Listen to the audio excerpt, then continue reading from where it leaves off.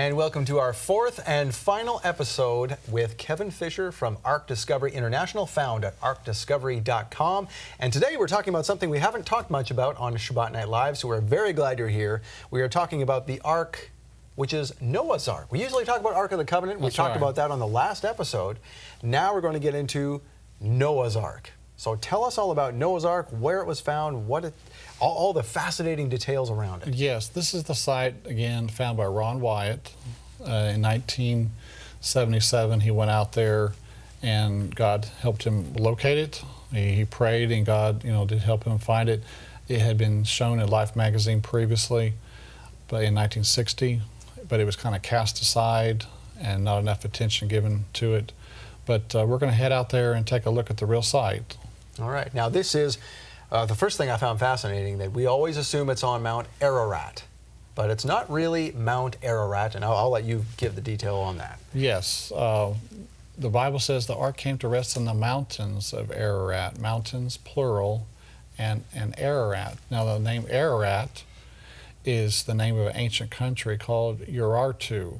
And so the ark was to come to rest in the mountains of this ancient country of Urartu, and that is where it was found. It was found within the borders of the ancient country, covering Turkey, Armenia, and edge of Iran. So it is in the correct location according to the Bible. All right. So with our slides here, our first slide, we're starting out in Istanbul. Usually if you're coming from America, you'll fly into Istanbul. And one of the nice sites to go to is at the Hagia Sophia Mosque. It was originally a Christian church, built in the 6th century, and for 1,000 years, if you can imagine, for 1,000 years, it was the largest Christian church until the Vatican was built. But it's great to go inside of that. And then the next day, fly out to eastern Turkey, and here we see the famed Mount Ararat in the distance. There's no clouds. Usually it's enshrouded by clouds. And there's no ark there either. No. The ark's there, just a lark. Oh. But a lot of false stories, and as Ron Wyatt would say, that would muddy the water. When these false stories, one after another, over there on Mount Ararat. But that's one of the last places. Here's a close-up of the mountain peak there, very tall, 17,000 feet high, but it's a post-flood volcanic mountain. You see all these lava flows coming out from it. And so it's one of the last places you would want to look for Noah's Ark. So now if people assume, they go on the assumption that, well, it's a tall mountain, there was water all over, it was the first peak that appeared, and therefore that's where it is. Yes, but that's a wrong assumption. Also, it's hard for a boat to come to rest on a conical-shaped mountain. It's just, you cannot move over and become lodged in it. Not to mention the fact it was post-flood. Yes, post-flood. It didn't exist right at the time of the flood. And a volcano that would have obliterated anything with lava flows and etc. So Genesis 8:4, the ark rested upon the mountains of Ararat, the mountains plural, and we said Ararat is a name of an ancient country called Urartu. And in Encyclopedia Britannica, the name Ararat, as it appears in the Bible, is the Hebrew equivalent of Urartu, ancient country of Southwest Asia, mentioned in Syrian sources from the 13th century BC. So again, Urartu, I stayed at the Urartu Hotel, my first visit out there. So they're still using the name out there in eastern Turkey. So if you drive from that town, Dagobaya is about a town of 50,000 people there near the Ark. But if you head about 10 miles away, you'll see a road sign, the only road through the area. There's a road sign that says Nuhan Gemishi, 5 kilometers, or Noah's Ark or Noah's Big Boat is up the road here. So this is a government-erected road sign acknowledging Noah's Ark is up the road. And so here's another angle of the sign, and the mountain in the background there is where the ark is located. This is sedimentary Cretaceous water-laid rock. This is not, volcanic mountain that came up afterwards. This is rock from the time of the flood. And from that vantage point, using a zoom lens, I was able to capture on the left here, left center, you see the ark formation. that kind of flat area. Oh, down below there, yes. Yes. Center left, okay. And to the right, and near the center, you see the roof of the visitor center at Noah's Ark. In 1987, there's a visitor center was dedicated and built commemorating Noah's Ark National Park. So, you know, the government has acknowledged this as the place for Noah's Ark. Now, in the 1st century, Flavius Josephus stated, its remains are shown there by the inhabitants to this day. So it was not hidden away in some glacier over on Mount Ararat. It was in an accessible location like it is today. It's about 6,300 feet up at the current location above sea level. So there are even inhabitants there even in Josephus's time. The locals there, yeah, there's a village right above the Ark here where they were probably hosting visitors, you know, coming to Noah's Ark. That may have been known as the Noah's Ark Village or something, you know, in ancient times. So here's another graphic of the Ark and a rainbow and the visitor center to the right behind the trees. But Ron's first visit out there in 1977, they had 3 days in the area. He had a 2-week vacation from his work to travel out there, 5.5 days traveling. And 5.5 days to get back. He had 3 days in the area. And what do you do if you don't, he didn't really know where it was located. The 1960 group couldn't tell him. All they could tell him was it was on a mountain range and there was Mount Ararat in the distance. But that's still a needle in a haystack. And you've only got 3 days. So he and his sons prayed, and they hired a taxi. They prayed that God would show them a sign. And when they started driving down these roads, after a while the taxi stalled. It stopped. And they got excited. They said, hey, this may be a sign from God. And they put a pile of stones next to the road there. Smart. Yeah. And then the taxi started, and they got back in. So 3 times that day the taxi stopped. And they put a pile of stones there. The next day they went back to these piles of stones and walked directly out from them. And what they found was Noah's Ark, sea anchors that hung from the Ark, and the remains of an ancient structure connected to Noah, perhaps his house or something. So they took this taxi, not knowing where they were going, and just said, drive us around, we're trying to find something. That's right. So, but it worked. I mean, It did. God was in control. I mean, he's in control. You God know. was not the co-pilot that day. He was the pilot. He was the pilot.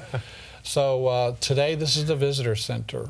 When you come up to the visitor center, they have displays inside where you can see the various pieces of information or artifacts or evidence that's been uncovered over the years at the Ark site. No one has ever been issued a permit to excavate this. Now, that's not any of our fault. The government just has never approved an excavation permit. So far, there's just been surface inspection done and a little bit of, well, there's a core drill done that we'll talk about later, but no formal excavation. And then there's a visitor center guest book where people are signing in from all different nations, and people are writing, writing, you know, exciting comments about. So Japan, we see Holland, Poland. People come from all over the world to this place. Yeah, when you're down there, we spent days down there at the Ark site, and you'll see tourists coming in vans, tour groups, and one after another, tour group coming there and looking down upon the Ark. So people are coming there, on a regular basis from all over the world to see the Ark site. And when I went there the first time in 2000, I had a newspaper article from the Knoxville newspaper that had the image of the Ark and had the visitor center curator there, Hassan Ozer. He was in the photo. So I got a copy of that newspaper. I had it laminated, and I took it there to Hassan there in the visitor center and gave it to him. He was very appreciative of it. But when you pull up the visitor center, again, you see the boat-shaped formation in the background, and you see the Nuhun Gemishi sign, Noah's big boat or Noah's Ark, pointing right to it in this sign. And here is a view from the rear or from the stern, And you could see on the right some rib timbers, a little bit lighter color. Large boat shapes are built with ribs as a superstructure. So do we know now, when you go up to those, as I assume you did, and are they, I mean, it looks like dirt from here. It just looks like maybe it's dirt. Now, there has been some dirt that covered it. It was moved down to its current location in a mud and lava flow at some point. It was originally came to rest up higher on the mountain and was pulled down to this spot and was actually impaled on a rock outcropping that kept it from going further down the mountain. It would have been destroyed if it had been pulled further down. So there was some mud and lava on it originally. But God has been bringing it up out of the ground or dropping the sides around it. Because when it was first found in 1960, the ground level around it was up to the edge of the boat. And you could just see the shape on the surface. Right, you could not see these nice rib timbers on the sides. So since then, God has been dropping the sides and has been revealing it more and more so we can investigate it better by having the sides exposed and so forth. So God, has been watching over it. And this next photo, you see more of a close-up of those rib timbers on the sides. They are vertical rib timbers in a regular order or sequence, and they're vertical. And of course, you have a flow of water coming down the mountain, and these are perpendicular to the flow of water coming down the mountain. The water coming down the mountain is not creating these. These are vertical. So this is not just something that's been carved out by nature. And again, an excavation has never been done, so we don't have any evidence that this is, well, or do we, that these are petrified wood on the sides there? Petrified wood has been found inside of it. It's been tested and so forth. So we know this is a wooden structure. And then we'll get in a little bit later about the metal that's been found inside of it, which is very exciting. Now here is the right or starboard side, and we're looking up toward the bow or the front of the ark in the distance. You can see the point or front bow of the ark. And on the right side here, we see the starboard side where the rib timbers are sticking up above the ground here.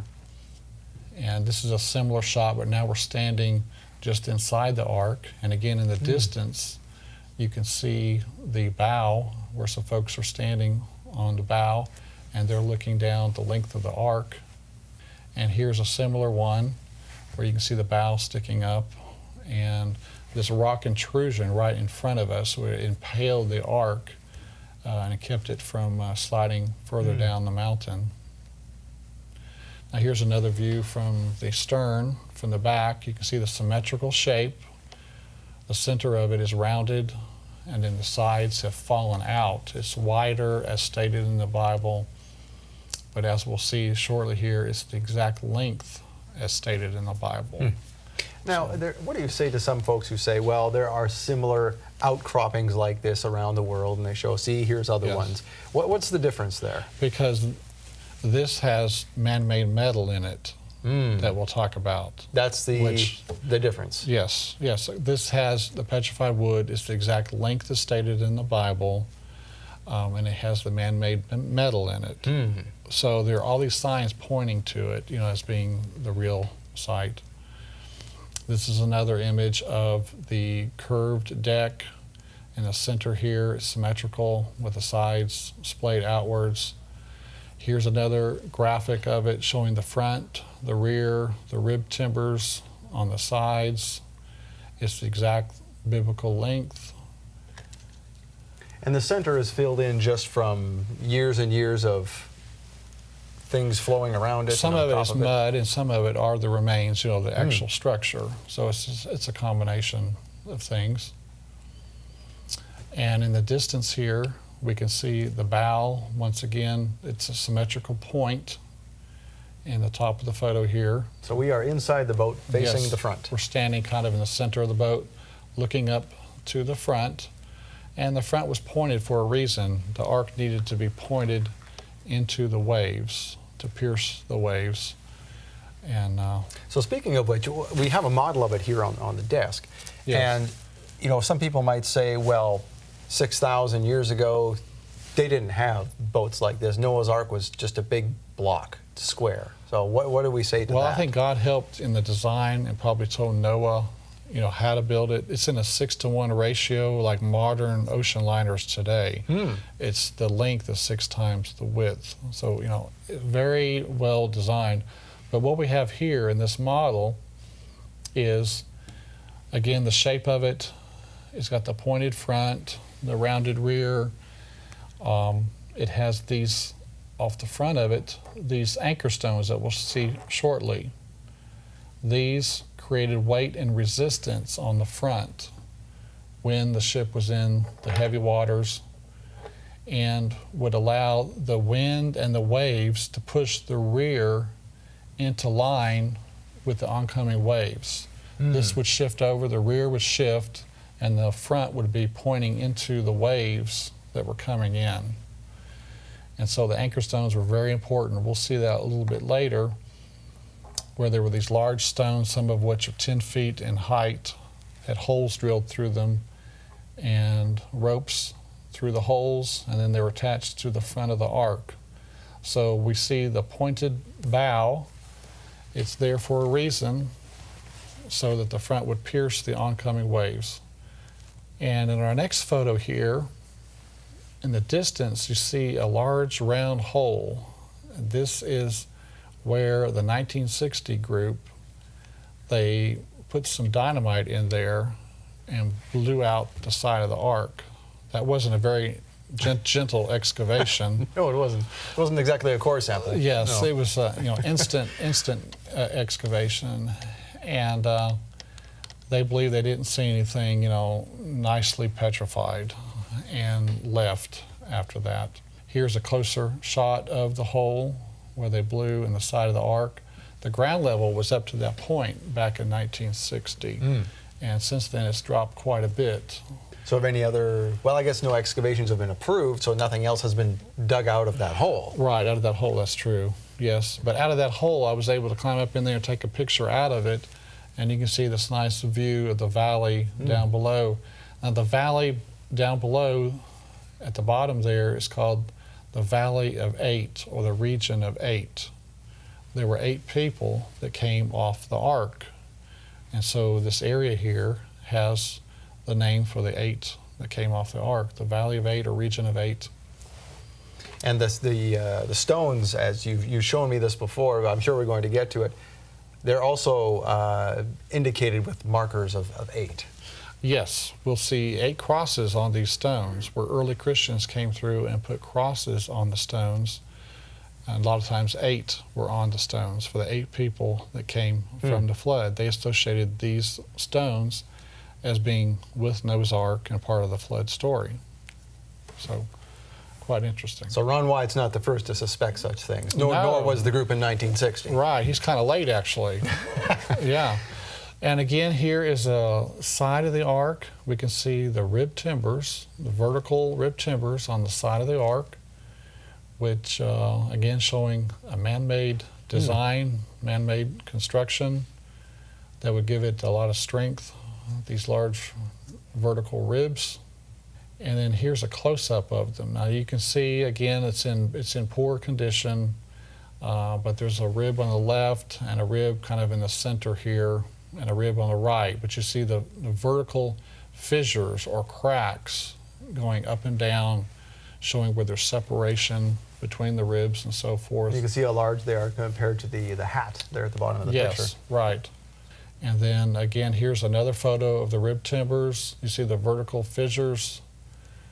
Now the size of these rib timbers compared to, we look at, okay, well, we had what am I trying to say? I'm trying to say some very simple tools to build this thing. We would assume 6,000 years ago. Would that suggest that the people were a lot stronger somehow? They were stronger, yes, but then they also had metal tools. Now, National Geographic had a program a while back on Noah's Ark, and they showed them trying to make some boards for Noah's Ark, and these men in their video had wooden tools trying to make wooden boards for Noah's Ark. That's kind of hard. But we're told in Genesis 4 that Tubal-Cain was an instructor of metal workers in brass and iron. Yeah, 422, I think. Is it? Yeah. Yes. So before the flood, they were schooled or knew full well how to work metal, how to create metal. So we should expect they had metal tools. We should expect metal to be on Noah's Ark, and it was. And the people were larger than us? Yes. And we'll find out more about that. All right. Yeah. Now here's a port side. We can see the bow or front of the ark in the distance on the right side at the top of the photo. And then on the left, we see the port side where it's dropping down. It's in worse condition than the starboard side. It is more exposed, though, than the starboard side, Yes, is it not? it is, yes. Now, this is the metal rivet, as it's called, that was found in 1990 when Ron had a tour group out there. And this is what they found.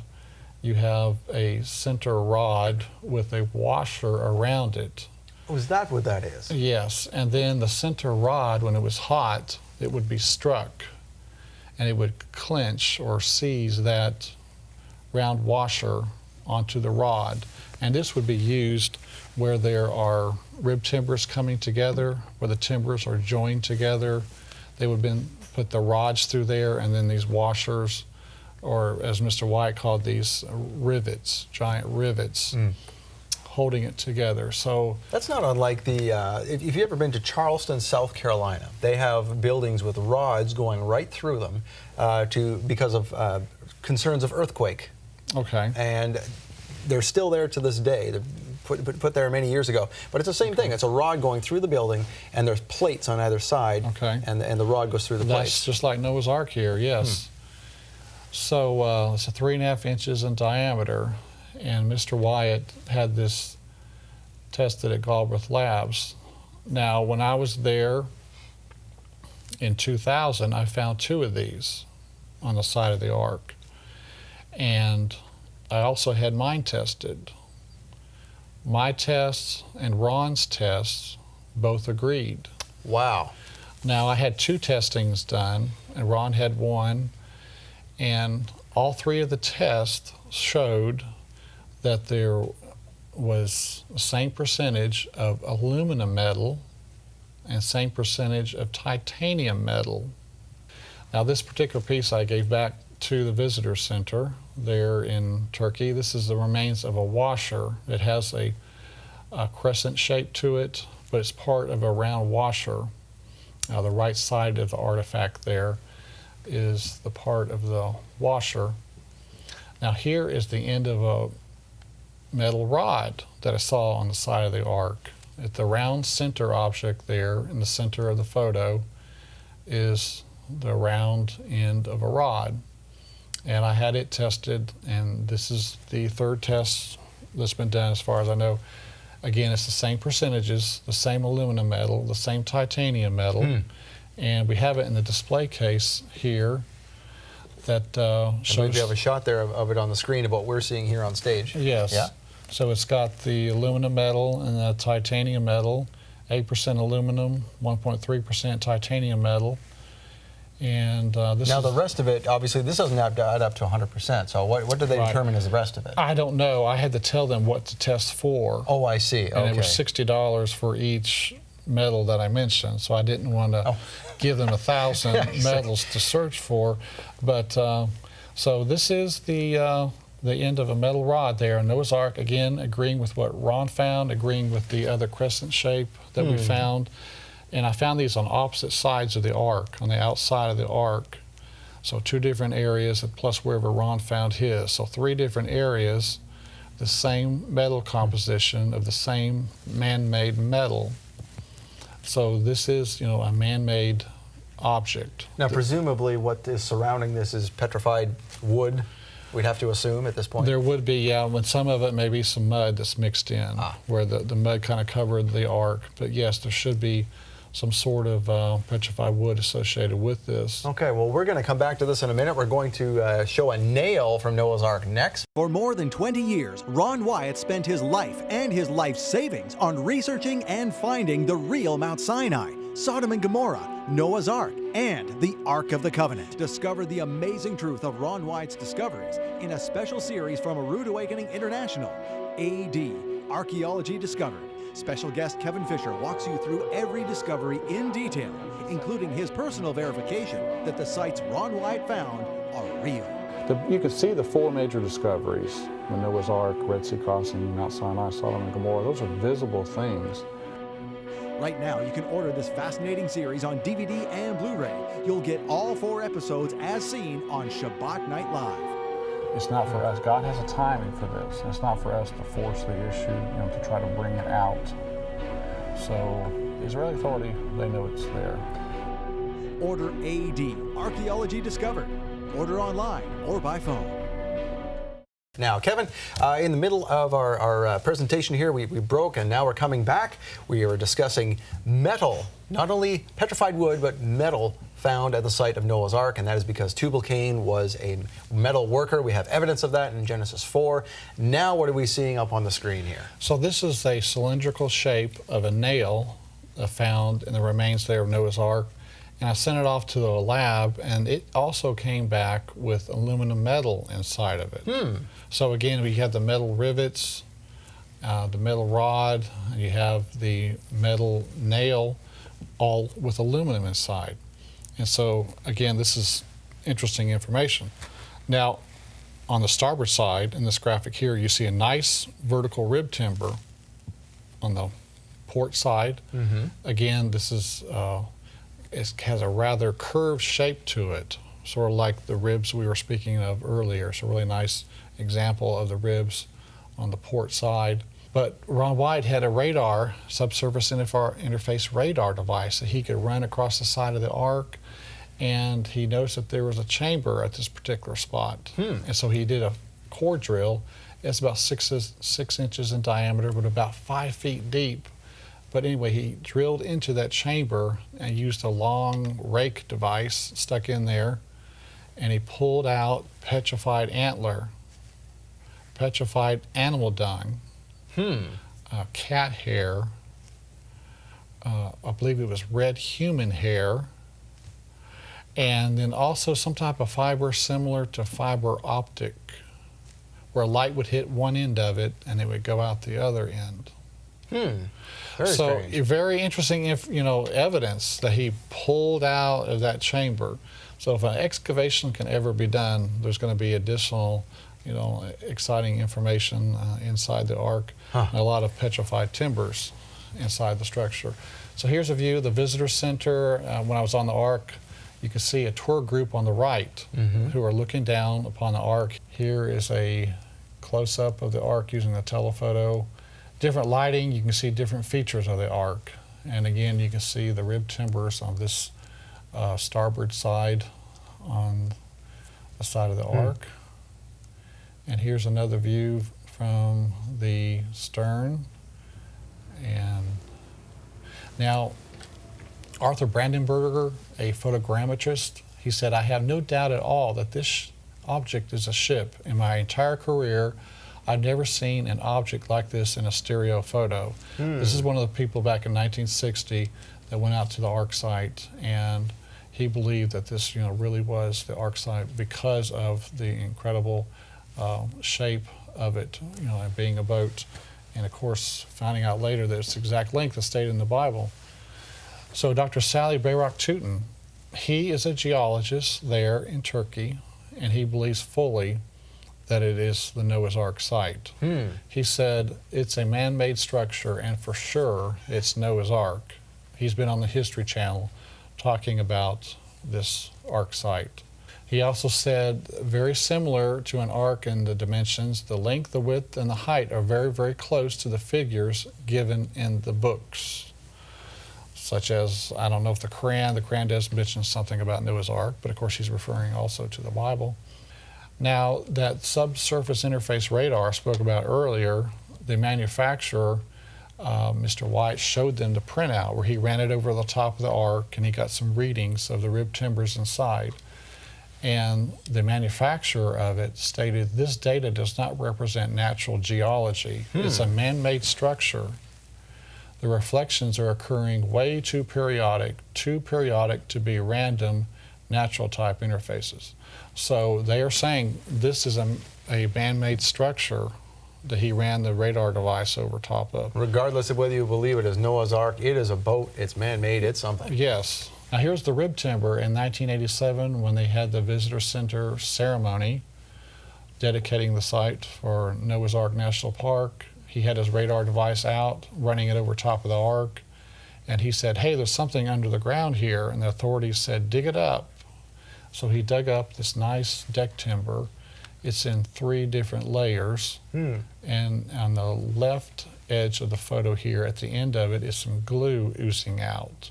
So there was glue applied between each layer, and they were combined together. You know, plywood is stronger than wood of just one single layer, and that's what we have here. The wood was applied in layers, and it was glued between each layer. And of course, it was tested and found to have a high level of organic carbon in it, consistent with petrified wood. So again, we have wood in Noah's Ark. In the center of this photo, you see some protrusions sticking up in a row. There's 4 or 5 going horizontally across. These are vertical deck support timbers.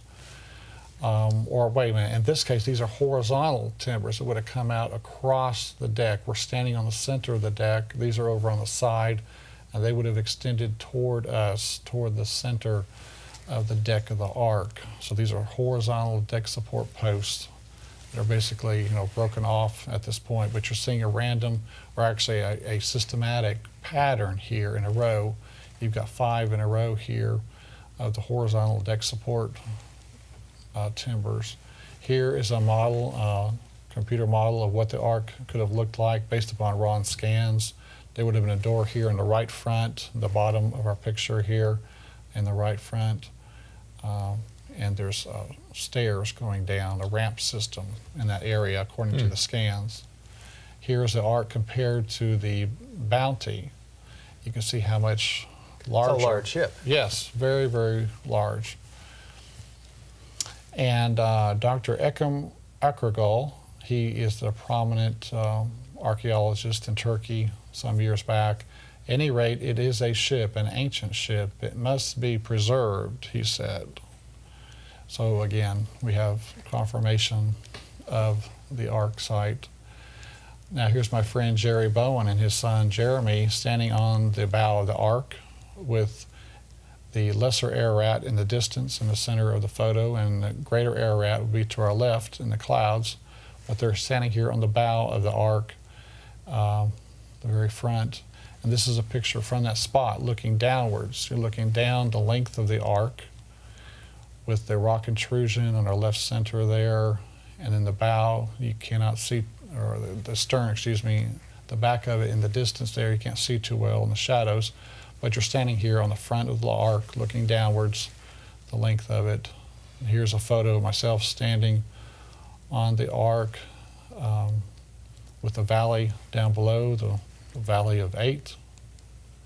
Here's a drone shot of the Ark formation. On the kind of the right side of our picture, we see the Ark. And you can see how the sides have been skewed outwards because it's been torqued or turned on this rock intrusion on the right side of the Ark. Now that becomes obvious in that shot now. Yes, it's been twisted on that rock, and it caused the right side to splay outwards. Now this is another picture from our drone of the Ark. You can see the symmetrical shape with the bow in the distance, and you see the nice curved center of the Ark and the sides and so forth. But we're heading away from Noah's Ark, and we're heading toward a village where these sea anchors were hung from the front of the Ark. Along the way, we see some of the little village structures, very primitive. And this is the village where the sea anchors are held. There, it's a village of Arzep, it's called. And here are some of the sea anchors. We can see some crosses carved on them. And there are 8 crosses typically on these? Some of them, yes. Okay. Some have more, some have less, but some have the 8 for the 8 people that were on the Ark. Now, how many of these are out there? I mean, there's like 13. 13. So yes. there's something significant with these. Right, right. And this was a rather large one lying down, and at the top of it that we'll see, at the top of the picture here on it, there's some ancient writing, which I believe they could not translate or decipher this, some type of ancient writing. Now, how can we tell that these are anchor stones? We'll see here shortly, some have the holes drilled in them that you can see. Now this one here, it has a nice large one in the center for Noah. The left bottom here would represent Mrs. Noah. Then there's 3 smaller crosses representing the 3 sons. And then 3 very small crosses representing the wives of the sons. Now this is a very large anchor stone. An author said that there's 4 feet of this underground. So if you combine it with 7 feet above ground, then you're talking about 11 feet. The length of this anchor stone. You see the nice hole drilled in the top of it where a rope would be pulled, and that would be attached to the what I believe is the front of the ark. As we have on the model here. Yes, now, as we saw on the model. where do we get this idea that they were on the front of the ark? Where does this come from? If you look on Wikipedia as one source, under sea anchor, you'll see that they are attached to the front of a boat, and it causes, when the waves come, it causes the rear to come in line perpendicular to the waves. It causes the rear to line up and causes the front, to be facing the oncoming waves.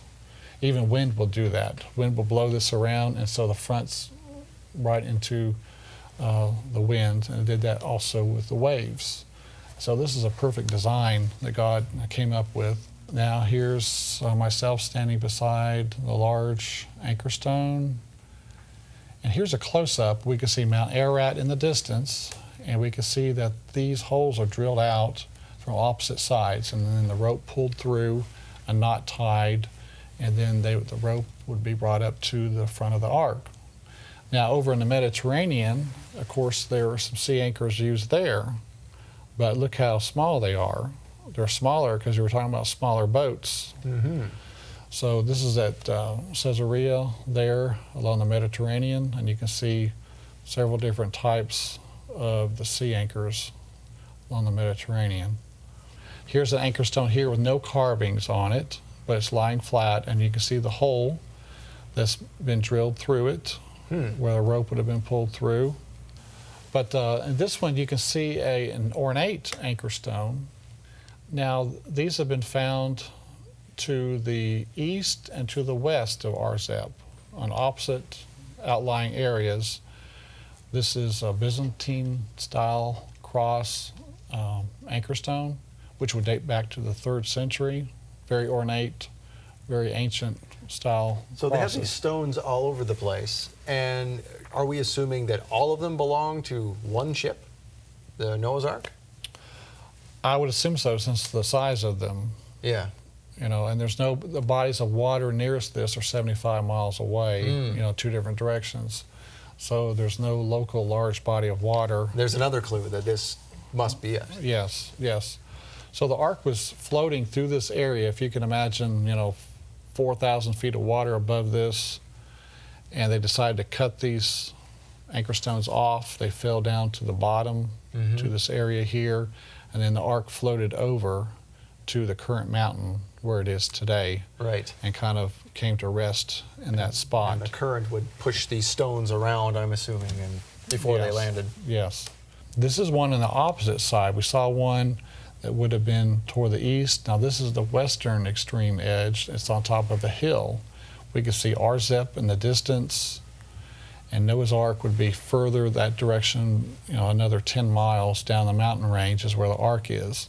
Now this is one out in the outlying area where it was not near the village, but you can see a really nicely drilled hole in this one. There's no crosses on it. It may have been buried for a long time, and it kind of came to view later. But One has to wonder how they drilled those holes. yeah, well, of course they had metal tools. So maybe not that So impossible. Yeah. They were able to, drill them out using their metal tools, built before the flood, the tools.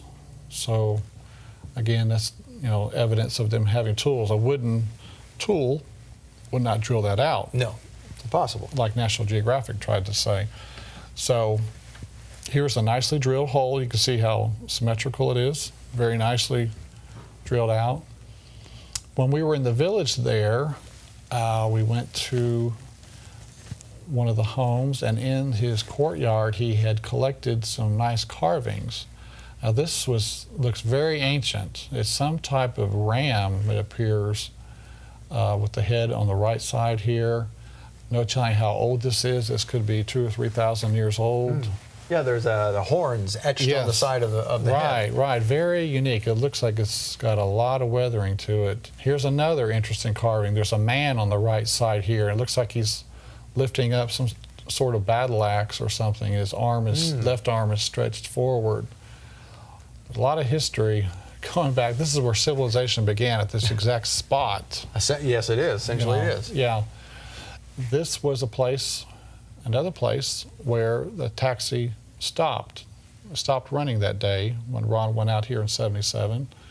We saw the anchor stones where the taxi stopped, or the sea anchors, and now we have the remains of a building. The walls were higher when Ron first saw this in 1977, and he said that the windows were angled back. The sides of the windows were angled back so that light could come in better.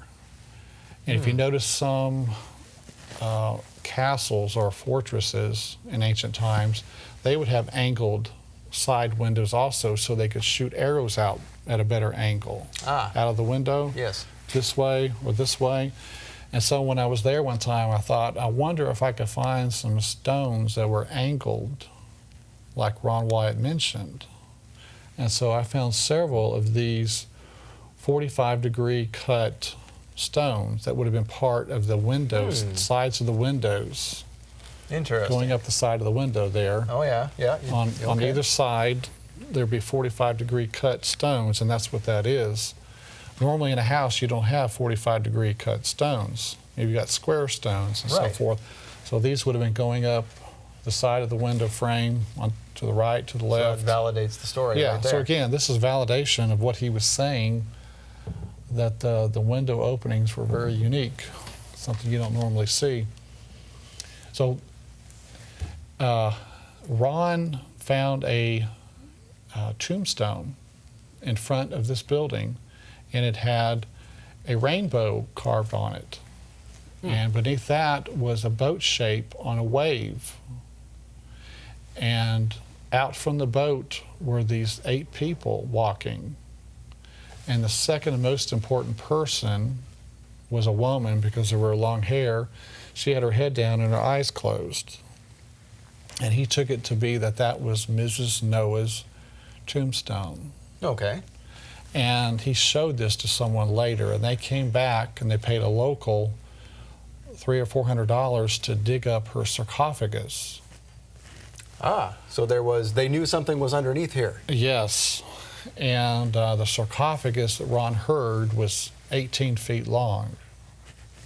So that would make her, approximately 16, 15 feet in height. Now, we know before the flood that they lived longer, and from what they've understood is that the oxygen level was higher before the flood. Perhaps there was a water canopy around the earth that protected them from UV rays. It's what they call the hyperbolic theory? That would give you, better strength, better growth, and so forth. And so these people, they lived longer, they lived larger, but because of sin, sadly, we've gone down in size. We live in an atmosphere post-flood that doesn't enable us to live longer. But before the flood, they were much taller, much larger. And Ron said that on Mrs. Noah was a golden bodice with jewels and so forth. Oh, so there was a skeleton there? Yes, there was a skeleton, and she had a necklace, and that he said that these were sold in the black market for $100 million. So, not surprising, since that little pomegranate we saw in the last episode was $500,000. Yeah. So. So anyway, this is the site of apparently where Mrs. Noah was buried, and there's some type of building there. And here we're kind of walking around the remains. And the locals heard that some gold had been found up here, so they came up to this building and systematically destroyed it, looking for gold. So the building is no more, just the stones there. But here we see a stone with a couple crosses on it, perhaps Armenian Christians lived here up until around 1915 or so before they were killed off. What became of that sarcophagus? It was hauled away. We don't know where it is. Yeah, all evidence was hauled away, sadly. So out from the house, up just above the house, we see the remains of fences, stone fencing. We're told that he practiced husbandry. Animal husbandry is one of the ways to practice husbandry. And so he had these fences, Noah did, in the area of this house or area of the structure where he was keeping animals. And we can see the fences in the background, once again, in the countryside. Now we're going further up the hillside. We're looking down toward the remains of that structure or house. And we can see Arzep in the left side of the photo, in the distance where the anchor stones or sea anchors are found. And we're going further up the hillside. We see the fencing going horizontally across the screen here as we're going up the hillside. But in the center of the photo, you see a large stone kind of standing by itself in the grass there. That's where we're headed. Here I'm standing next to it. This was an altar, Ron believed, that Noah used. Of course, if he was 16 feet tall, this would be perhaps chest high or, you know, just above the waist slightly perhaps. This would be perfect for him to use. And if he offered a sacrifice here or they had a worship service here of some type, people could gather below and they could hear his voice really well, you know, type of natural amphitheater.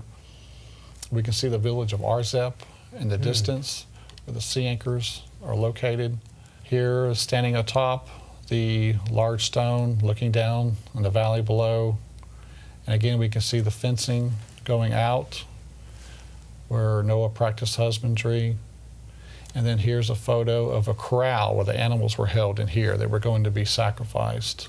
We believe that this is the area where the ark was found, and the remains of Noah, the remains of the sea anchors and so forth, and very exciting information. Well, thank you for sharing that. This is unprecedented information on Shabbat Night Live, so thank you very much, Kevin. Thank you. Appreciate it, I'm sure we have just scratch the surface here according to what I see on ArkDiscovery.com. That's right. So if you want to know more about Kevin Fisher and the Ark of the Covenant and Noah's Ark and Sodom and Gomorrah and all these wonderful things we've talked about on this series, go to ArkDiscovery.com. Check it out. There's lots of information there.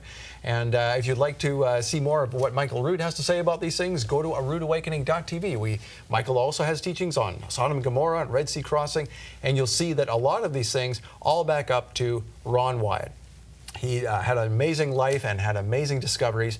So go and check out from both angles what Ron discovered. Thank you again, Kevin. Thank you, Scott. Appreciate it. Come and see us again. Thank you. All right, until next time, shalom on Shabbat.